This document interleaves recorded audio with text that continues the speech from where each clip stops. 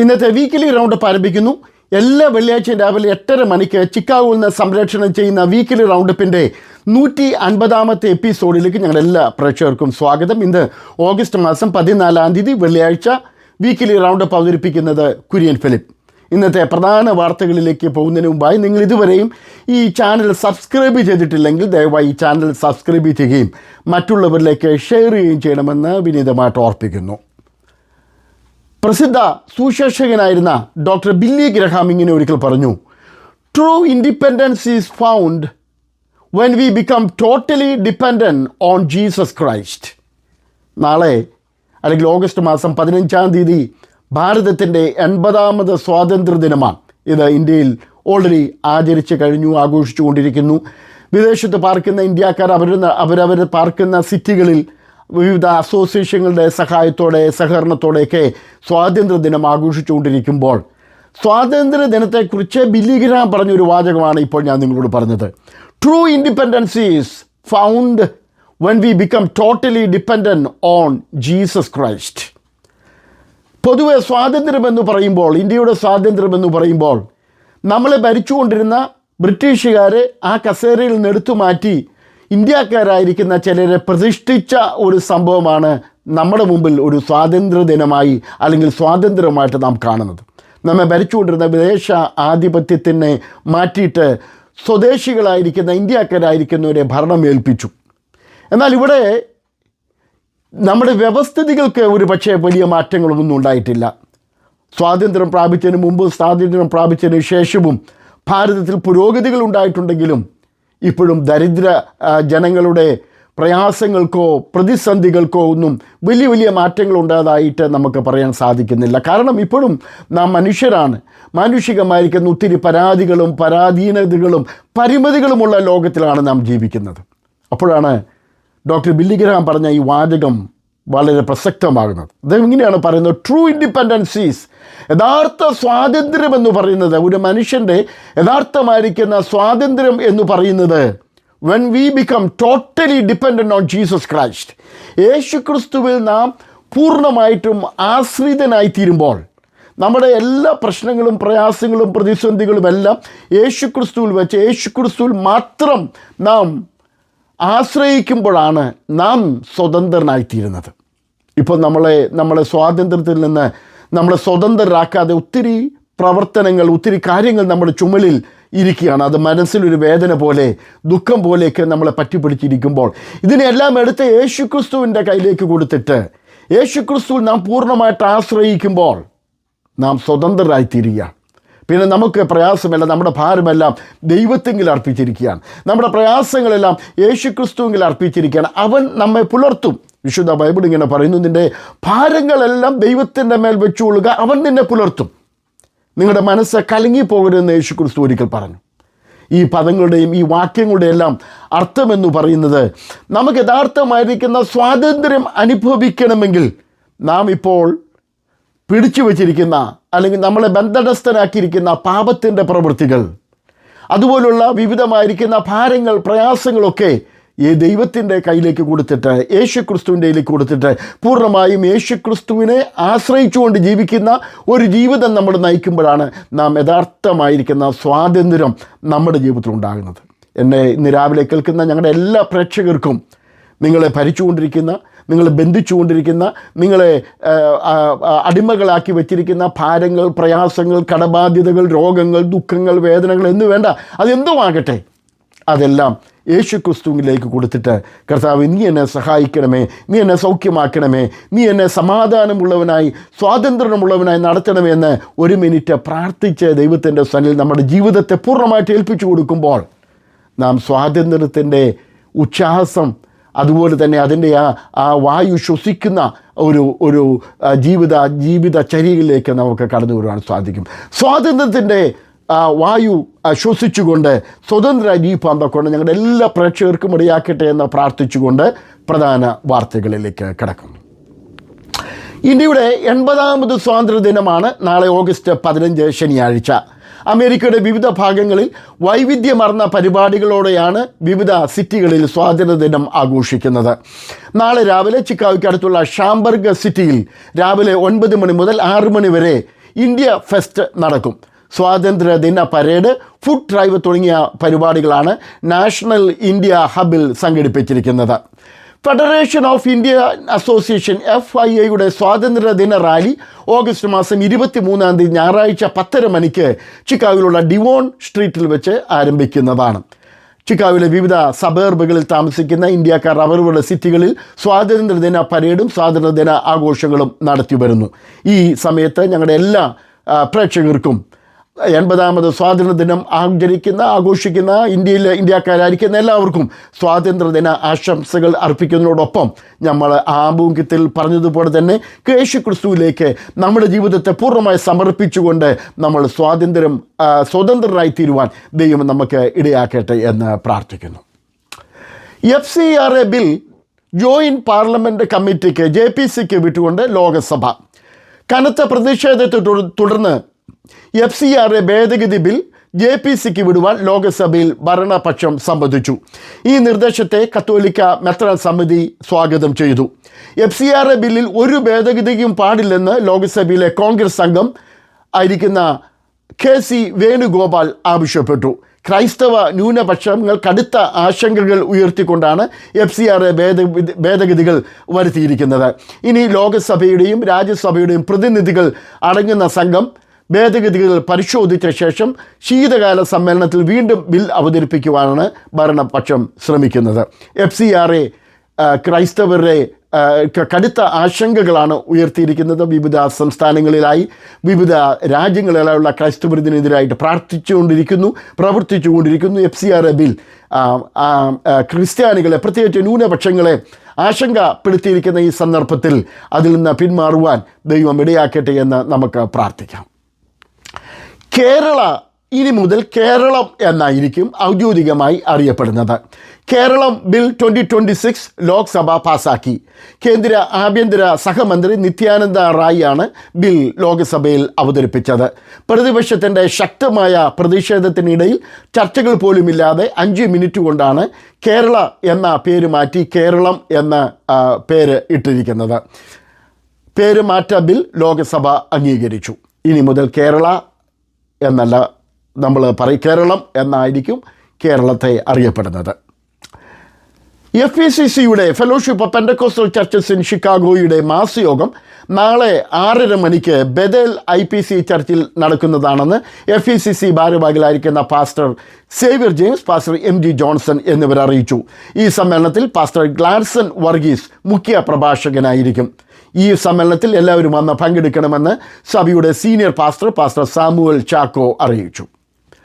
Chicago Christian fellowship CCFൻ്റെ ആഭിമുഖ്യത്തിൽ എല്ലാ വർഷവും നടത്തപ്പെടുന്ന വോളിബോൾ ടൂർണമെൻറ്റ് നാളെ രാവിലെ ഓഗസ്റ്റ് മാസം 15-ാം തീയതി ശനിയാഴ്ച രാവിലെ നൈൽസിലുള്ള ഫെൽമൻ ഗോൾഫ് മെയിൻ ഡിസ്ട്രിക്റ്റിൽ വെച്ച് നടക്കുമെന്ന് CCFൻ്റെ ഭാരവാഹികൾ അറിയിച്ചു. 8800 കാത്തി ലൈൻ നൈൽസ് എന്നതാണ് അഡ്രസ്സ്. രാവിലെ 10 മണിയോടെ ഈ വർഷത്തെ CCFൻ്റെ വോളിബോൾ ടൂർണമെൻറ്റ് ആരംഭിക്കും. തായ്ലൻഡിലെ ഫൂക്കറ്റിൽ നിന്നും ഡൽഹിയിലേക്ക് 137 യാത്രക്കാരുമായി പറന്ന എയർ ഇന്ത്യയുടെ വിമാനം ആകാശ ചുഴിയിൽപ്പെട്ട സംഭവത്തിൽ പൈലറ്റ് ലഹരി ഉപയോഗിച്ചതായി തെളിഞ്ഞു. പ്രാഥമിക പരിശോധനയിൽ തെളിഞ്ഞ സംഭവം രണ്ടാമത്തെ പരിശോധനയോടെ സ്ഥിരീകരിക്കപ്പെടുകയായിരുന്നു. കഞ്ചാവാണ് അടിച്ചതെന്നാണ് വിശദമായിരിക്കുന്ന റിപ്പോർട്ടിൽ പറയുന്നത്. അതേസമയം വിമാനത്തിൻ്റെ അറ്റകുറ്റപ്പണികൾ പൂർത്തീകരിച്ചിരുന്നില്ല എന്നും അന്വേഷണ റിപ്പോർട്ടിൽ പറയുന്നുണ്ട്. എയർ ഇന്ത്യ അതിൻ്റെ കടക്കണിയിൽ നിന്നും സാങ്കേതിക തകരാറിൽ നിന്നൊക്കെ രക്ഷപ്പെടുവാനായിട്ട് ശ്രമിച്ചുകൊണ്ടിരിക്കുന്ന ആ സമയത്താണ് വീണ്ടും ഇതുപോലുള്ള അനുഭവങ്ങൾ യാത്രക്കാർക്കും സമൂഹത്തിലും ഉണ്ടാക്കി വെക്കുന്നത്. എയർ ഇന്ത്യയുടെ അനാസ്ഥയ്ക്കെതിരെ കടുത്ത നടപടികളാണ് കേന്ദ്ര ഗവൺമെൻറ് ആവശ്യപ്പെട്ടിരിക്കുന്നത്. ഇത് തുടരാതിരിക്കുവാൻ കനത്ത നടപടികൾ തീർച്ചയായിട്ടും ആവശ്യമാണ്. പൈലറ്റുമാർ ഉപയോഗിക്കുന്ന ലഹരി വസ്തുക്കൾ അത് ഉറക്കത്തിന് വേണ്ടിയാണെന്ന് പൈലറ്റ് അന്വേഷണ സംഘത്തോട് അറിയിച്ചുവെങ്കിലും അവരുപയോഗിക്കുന്ന മയക്കുമരുന്നുകൾ മൂലം യാത്രക്കാരുടെ ജീവന് സുരക്ഷിതയില്ലാതാകുന്ന ഇത്തരം സംഭവങ്ങൾ അപലപിക്കപ്പെടേണ്ടതാണ്. കേന്ദ്ര ഗവൺമെൻറ് ശക്തമായ നടപടികൾ എടുക്കുമെന്ന് നമുക്ക് പ്രതീക്ഷിക്കാം.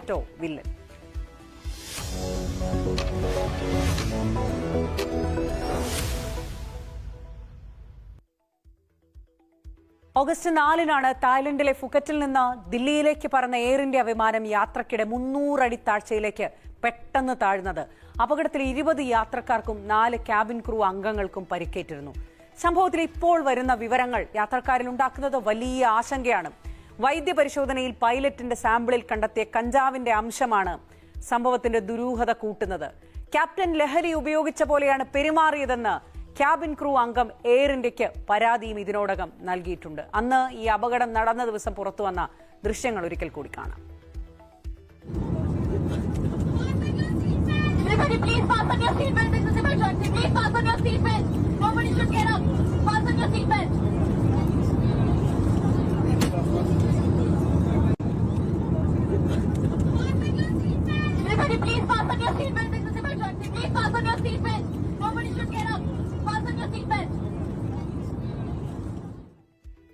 ഭയത്തോടെ പ്രതികരിക്കുന്ന യാത്രക്കാരുടെ ദൃശ്യങ്ങളായിരുന്നു അന്ന് പുറത്തു വന്നത്. ഇത്രയും യാത്രക്കാരുടെ ജീവൻ വെച്ച് കളിച്ചത് പൈലറ്റോ അതോ വിമാനത്തിന്റെ സാങ്കേതിക തകരാറാണോ പ്രശ്നമായതെന്നുള്ളതാണ് ഉയരുന്ന ചോദ്യം. എന്തായാലും അതിൽ വ്യക്തത വരണം. ദില്ലിയിൽ നിന്ന് ആൻസില റൈച്ചൽ സണ്ണിയാണ് ചേരുന്നത്. ആൻസില, സാഹചര്യങ്ങളെ എങ്ങനെ വ്യോമയാന മന്ത്രാലയം വിലയിരുത്തുന്നു? അടുത്ത നടപടിയടക്കം എന്തായിരിക്കും? നിമി, പൂക്കറ്റ് ദില്ലി എയർ ഇന്ത്യ വിമാനത്തിലെ ക്യാപ്റ്റനെതിരെ നിരവധി ആരോപണങ്ങളാണ് ഉയരുന്നത്. രണ്ടാം ലഹരി പരിശോധനയിലും പോസിറ്റീവായ ക്യാപ്റ്റന്റെ സാമ്പിളിൽ കണ്ട കഞ്ചാവിന്റെ അംശം എങ്ങനെ വന്നു എന്നതിൽ കൂടുതൽ പരിശോധന നടത്തുമെന്നും ചട്ടപ്രകാരം വിഷയം മെഡിക്കൽ റിവ്യൂ ഓഫീസർക്ക് കൈമാറുമെന്നും എയർ ഇന്ത്യ മാനേജ്മെന്റ് വ്യക്തമാക്കിയിട്ടുണ്ട്. അതേസമയം ലഹരി ഉപയോഗിച്ചതിനാൽ നടക്കാൻ പോലും പറ്റാത്ത നിലയിലായിരുന്നു ക്യാപ്റ്റന്റെ പെരുമാറ്റമെന്നും വിമാനം ദില്ലിയിലെത്തിയപ്പോൾ ക്യാപ്റ്റന്റെ ഒരു കാലിൽ ഷൂവും സോക്സും ഉണ്ടായിരുന്നില്ലെന്നുമുള്ള റിപ്പോർട്ടുകൾ പുറത്തുവരുന്നുണ്ട്. ലഹരി ഉപയോഗത്തിന് പിന്നാലെ ക്യാപ്റ്റന്റെ സ്ഥലകാല ബോധം നഷ്ടപ്പെട്ടിരുന്നു എന്നും ഒഡീഷയ്ക്ക് മുകളിലെത്തിയപ്പോൾ 300 അടി താഴ്ചയിലേക്ക് പതിച്ച വിമാനം സ്ഥിരതയിലെത്തിച്ചത് സഹ പൈലറ്റ് ആണെന്നുമാണ് പുറത്തുവരുന്ന വിവരങ്ങൾ. ഏതായാലും ക്യാപ്റ്റന്റെ പെരുമാറ്റത്തിനെതിരെ ക്യാബിൻ ക്രൂ അംഗങ്ങളും സഹ പൈലറ്റും വിമാന കമ്പനിക്ക് പരാതി നൽകിയിട്ടുണ്ട്. നിലവിൽ ഡ്യൂട്ടിയിൽ നിന്ന് മാറ്റി നിർത്തിയിട്ടുള്ള ക്യാപ്റ്റനെതിരെയുള്ള തുടർ നടപടികളിൽ സംഭവത്തെക്കുറിച്ച് നിലവിൽ അന്വേഷണം നടത്തുന്ന AAIBയുടെ പ്രാഥമിക അന്വേഷണ റിപ്പോർട്ടും നിർണായകമാകും. വിമാനം ആകാശച്ചുഴിയിൽപ്പെട്ടതെന്ന സാധ്യത വിദഗ്ധർ തള്ളിയിട്ടുണ്ട്. സമാന അപകടങ്ങൾ ആവർത്തിക്കരുതെന്ന കർശന മുന്നറിയിപ്പ് രാജ്യത്തെ വിമാന കമ്പനികൾക്ക് കേന്ദ്ര വ്യോമയാന മന്ത്രാലയം നൽകി. നിലവിലെ ചട്ടങ്ങൾ പാലിക്കണമെന്നും കൂടുതൽ ലഹരി പരിശോധനകൾ പൈലറ്റുമാരിൽ നടത്തണമെന്നും മന്ത്രാലയം ആവശ്യപ്പെട്ടിട്ടുണ്ട്. പ്രാഥമിക അന്വേഷണ റിപ്പോർട്ട് പുറത്തു വന്നതിന് ശേഷം കുറ്റക്കാർക്കെതിരെ കർശന നടപടി സ്വീകരിക്കാനാണ് കേന്ദ്രത്തിന്റെ തീരുമാനം. ഓഗസ്റ്റ് 4-ന് നടന്ന അപകടത്തിൽ 20 യാത്രക്കാർക്കും 4 ജീവനക്കാർക്കുമാണ് പരിക്കേറ്റത്. നിമ്മി.